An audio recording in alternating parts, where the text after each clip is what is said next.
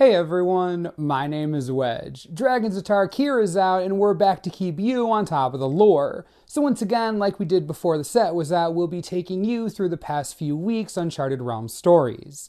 This time we'll be catching up with the fates of 6 important characters in the new timeline, the 5 former Khans, and one crucially important spirit dragon. We'll start with the first former Khan that we got more information on, Narset, who in another time led the Jeskai way. In The Great Teacher Student, we find out what became of her in this timeline.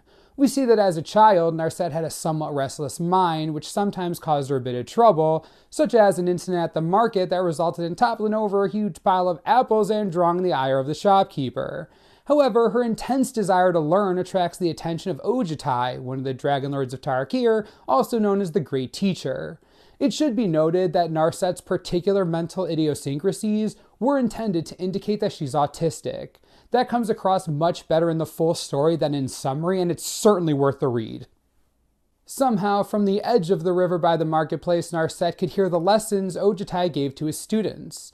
In addition, she hears some messages directed at her personally, and Ojutai expressly permits her to sit in on his lessons from afar. Over a period of 3 years, Narset studies under Ojutai and grasps both the intricacies of spellcasting and the form and fitness of martial arts. Her study advances to the point where Ojutai sends his Aven dragon speaker Ishal to meet Narset and bring her back to Dragon's Eye Sanctuary to study under the Dragon Lord personally. At the Sanctuary, Narset's training accelerates even further. She quickly rises up through the ranks of the Sanctuary students, surpassing even longtime student Taigam on her way to the top and drawing his envy. Eventually, Ojutai calls Narset up to his perch and bestows upon her the title of Master. But what should have been a happy occasion quickly turns to panic as Narset realizes she's reached the end and has nothing more to learn. Just like that day in the marketplace so many years ago before she started studying under the Dragon Lord, Narset feels trapped and runs away, desperate to escape. Narset's restlessness compels her to explore further down the mountain, and she explores a hidden passage she finds near its base. The passage leads to a chamber containing scrolls that tell the ancient history of Tarkir, not the dragon-centric histories passed into dogma by Ojutai and the other Dragon Lords, but the true history of the ancient Khans and their eventual fall. While Taigam finds her in the archive and threatens punishment from Ojutai for violating the clan's teachings, Narset continues to search. Narset eventually discovers the last record preserved by Shuyun, the last Jeskai Khan, before the Khans were overthrown by the Dragon Lords. The shock of the revelation causes Narset's spark to ignite, and she almost planeswalks away from Tarkir, but manages to restrain herself at the last moment, collapsing out of exhaustion. Ojutai finds Narset and questions her about what she's learned from the ancient records. He takes Narset's discovery of Tarkir's ancient past surprisingly well and simply encourages her to continue learning, using the same words as when Narset first heard his voice by the river, seek enlightenment. Narset thanks him for the lessons and lets go, stepping into a wider multiverse. While we don't get information quite so detailed for the other former Khans, we do get some quick updates on their current status in the Planeswalker's Guide articles. In this timeline, Sidisi was a translator for Silumgar, who had a habit of translating messages somewhat less than literally. Silumgar was not too pleased to find out about her subtle manipulation and had her killed. However, realizing how useful she could be, Silumgar had Sidisi raised as an intelligent undead. In her undead state, Sidisi has gained the loyalty of many Naga and zombies alike, but for the moment she remains loyal to Silumgar.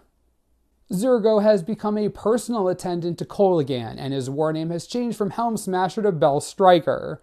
Whenever Kolaghan ventures to attack, Zurgo sounds a bell that calls the rest of the clan to follow. Zurgo also has some clan members who follow him personally, but he has a bad habit of leading them into needless battles to test their loyalty, getting them killed. Surak is no longer Dragonclaw, since Atarka quite understandably did away with the title. However, he does hold a high position in Atarka's clan as Hunt Caller. While he doesn't hunt dragons, he does hunt pretty much anything else. However, he doesn't hunt just to survive or help the Dragon Lord, but also because he takes a personal enjoyment in the hunt.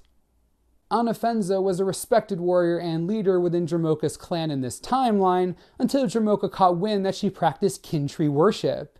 Having banned the practice as necromancy just before the Khanfall over 1,000 years ago, Dromoka had Anafenza executed for it. However, some report seeing a ghost resembling her, and it's rumored that Anafenza stored her own soul in a kin tree. As for Ugin, the spirit dragon planeswalker whose survival drove this whole time travel adventure, well, remember Sorin's solemn visit to the Tarkir of the Khans? That's all been overwritten now, as told in Sorin's restoration.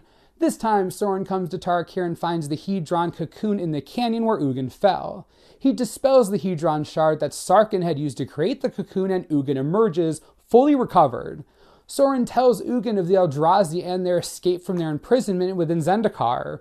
Ugin in turn asks Sorin where Nahiri is. Sorin responds evasively, but eventually confirms she's alive and that he thinks he knows where to find her. Ugin sends Sorin to find Nahiri and promises to meet him at the Eye of Ugin chamber on Zendikar. And that about catches us up. Few would argue that the non-dragons of Tarkir really benefit from this new arrangement.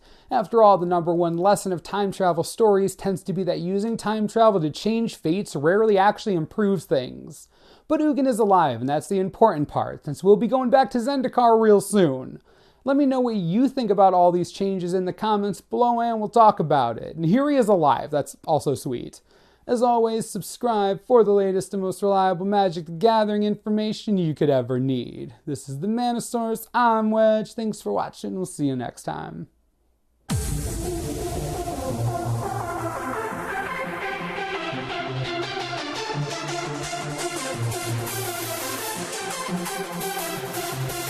Wow.